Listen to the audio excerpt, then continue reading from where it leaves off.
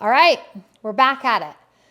So, have you ever been in the midst of baking only to realize you forgot a crucial step, activating your yeast?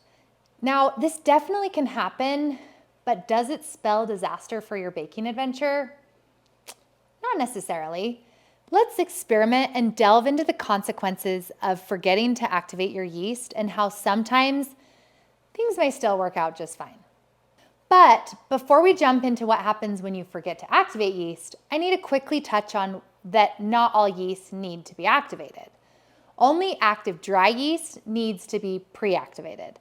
Instant yeast will activate on its own, and it can be put directly in the bowl with the other ingredients. All right, now, first, let's briefly mention why the yeast needs to be activated. Yeast, dry yeast, comes in a dormant state, meaning it's asleep or inactive. It requires activation to become usable in baking. Activating yeast involves providing it with warmth, moisture, and a food source, such as sugars, to wake it up from its dormant state and kickstart it into action. Now, if you don't activate the yeast, it may want to stay asleep and maybe more like trying to get my 16-year-old out of bed in the morning. And that takes a long time, or it sometimes doesn't happen at all. So, first things first, if you forget to activate the yeast and have used cool to cooler water with active dry yeast, your yeast will never activate. If you remember, it needs warmth, moisture, and a food source to activate. But if you don't provide warmth, it won't activate. So your dough may fail to rise, it may take forever to rise, or it only will rise really minimally, resulting in a sad-looking loaf of bread.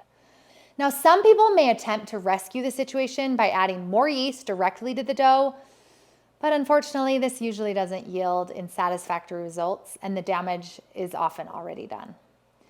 But on the other hand, what if you forget to activate the yeast, but in this case have used warm to hot water?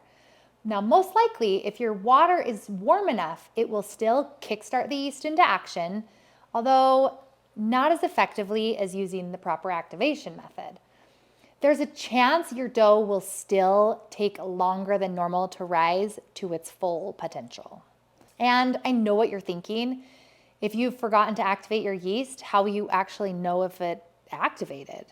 Well, you'll probably be able to tell pretty quickly if your yeast woke up to party. After mixing your dough, set it on a counter or in a bowl to rest and rise, and then you can check your dough after about 15 minutes. If you can touch it, you can pick it up if you have to, and if you can tell that the dough has changed just a little, meaning it will feel like there's some air pockets starting to form in there, or it's growing just a little, chances are your yeast activated. Yay, it has been salvaged. But if your dough still feels dense and lifeless, your yeast most likely never activated and never will. I know, it makes me sad too. So while warm water may help salvage the situation to some extent, it's always best to take the time to properly activate your yeast in warm water with a pinch of sugar. This simple step will guarantee your yeast is awake and ready to work its magic, resulting in beautifully risen and flavorful baked goods.